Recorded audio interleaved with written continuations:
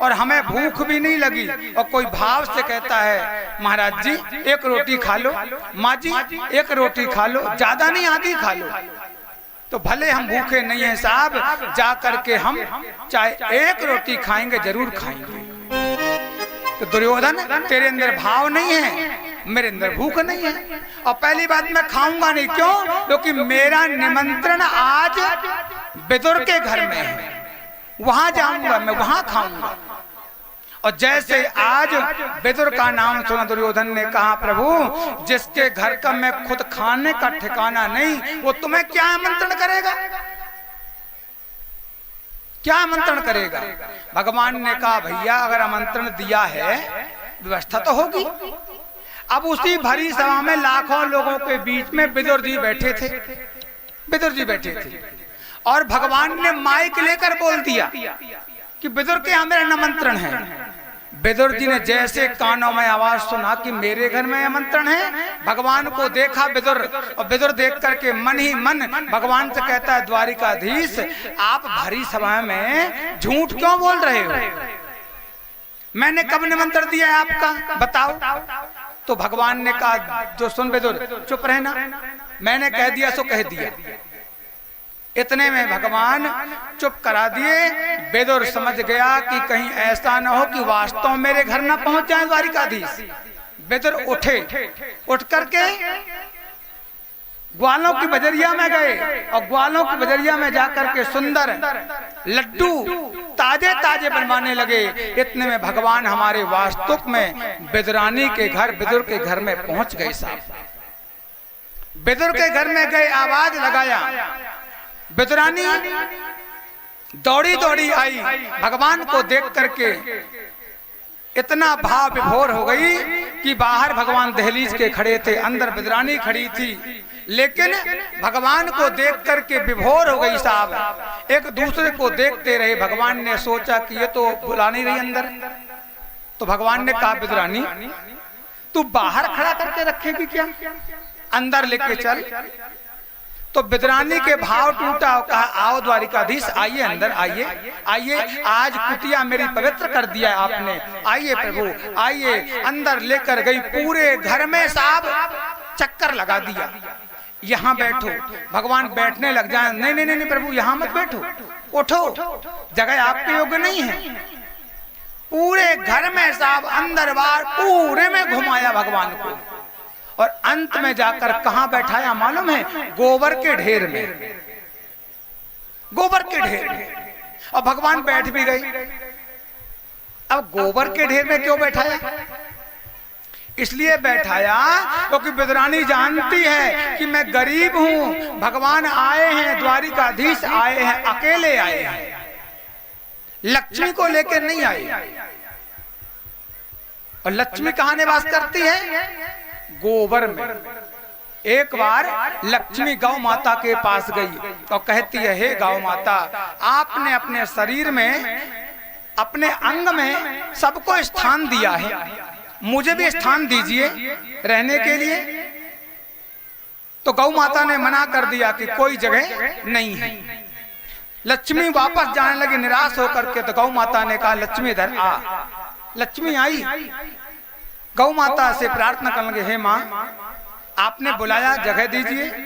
तो गौ माता ने कहा एक जगह है, अगर रह सके तो रह ले।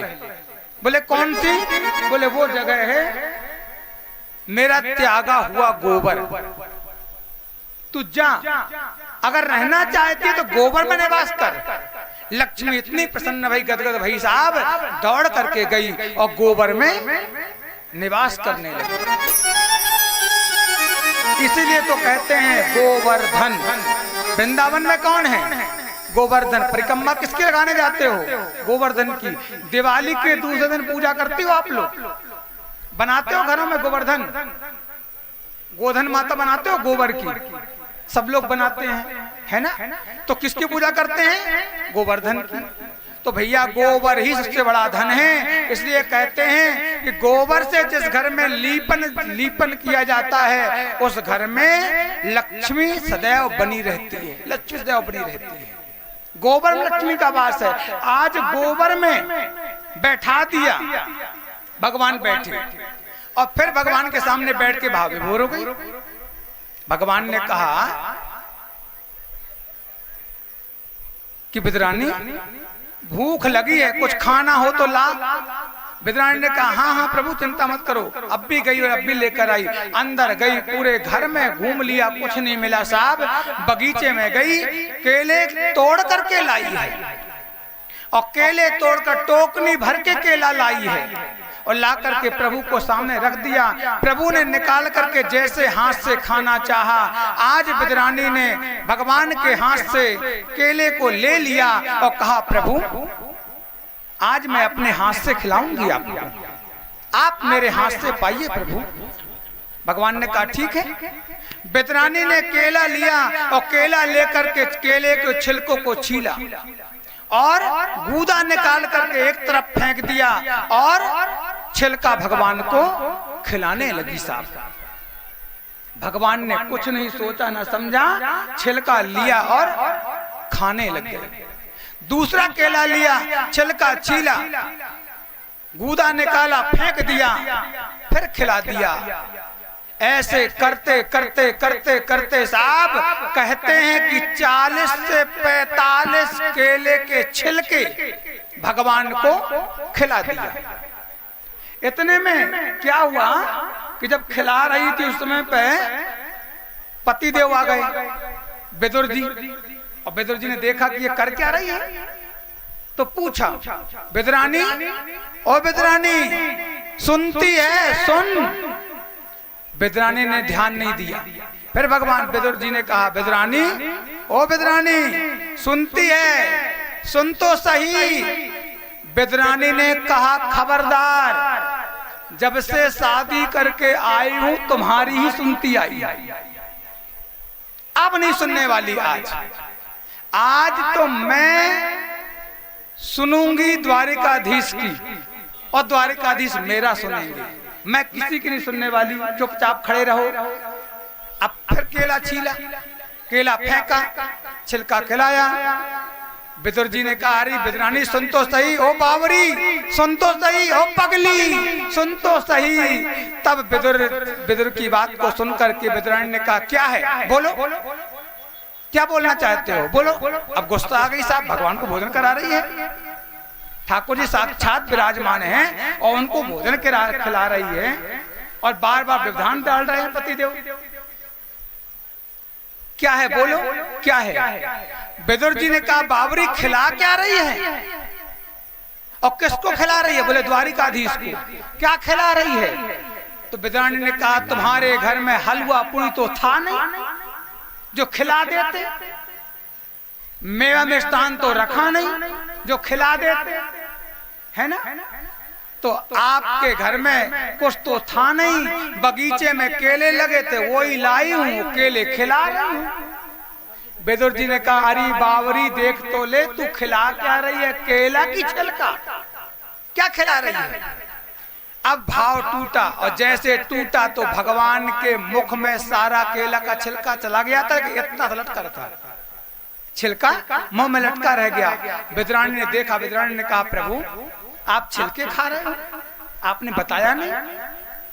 विदुर भगवान ने कहा विदुरानी तू इतने भाव से खिला रही थी कि गूदा से अच्छा स्वाद छिलके में आ रहा था।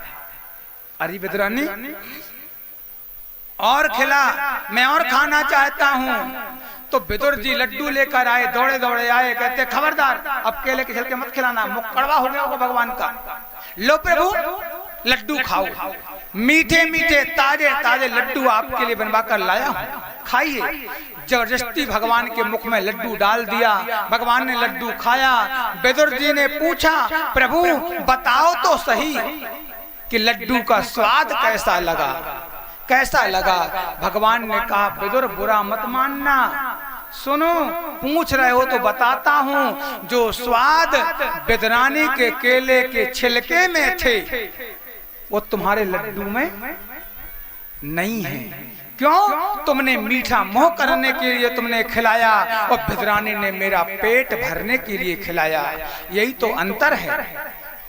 इसलिए मैं भाव का भूखा हूं। और विदुर जी से भगवान कहने लगे विदुर सुन, भाव का भूखा हूँ मैं और भाव ही बस सार है। भाव से मुझको भजो तो भव से बेड़ा पार है। भाव का भूखा हूँ मैं बस बस भाव ही बस सार है। भाव से मुझको भजो तो भव से बेड़ा पार है। भाव का भूखा हूँ मैं और भाव ही बस सार है। भाव से बचने वालों का भव से बेड़ा पार है। भाव का भूखा हूँ मैं और भाव ही बस सार है। भाव से मुझको भजो तो भव से बेड़ा पार है। भाव बिन कुछ भी वो देवे मैं कभी लेता नहीं। भाव बिन कुछ भी वो देवे मैं कभी लेता नहीं। भाव बिन कुछ भी वो देवे मैं कभी लेता नहीं। भाव बिन कुछ भी वो देवे मैं कभी लेता नहीं। भाव से एक फूल दे तो वो मुझे स्वीकार है। वो भाव से एक फूल दे तो वो मुझे स्वीकार है। भाव का भूखा हूँ मैं और भाव ही बस सार है। भाव से मुझको भजो तो भव से बेड़ा पार है। भाव का भूखा हूँ मैं और भाव ही बस सार है। भाव से मुझको भजो तो भव से बेड़ा पार है। बांध लेते भक्त मुझको प्रेम की जंजीर में। बांध लेते भक्त मुझको प्रेम की जंजीर में। बांध लेते भक्त मुझको प्रेम की जंजीर में। बांध लेते भक्त मुझको प्रेम की जंजीर में। इसलिए इस भूमि पर होता मेरा अवतार है। इसलिए इस भूमि पर होता मेरा अवतार है। भाव का भूखा हूँ मैं और भाव ही बस सार है। भाव से मुझको भजो तो भव से बेड़ा पार है। भाव का भूखा हूँ मैं बस भाव ही बस सार है। भाव से मुझको भजो तो भव से बेड़ा पार है। आज भगवान ने कहा मैं भाव का भूखा हूँ। जो लोग मुझे भाव से पुकारते हैं मैं स्वीकार करता हूँ। आज विदुर की कामना को पूरी करी।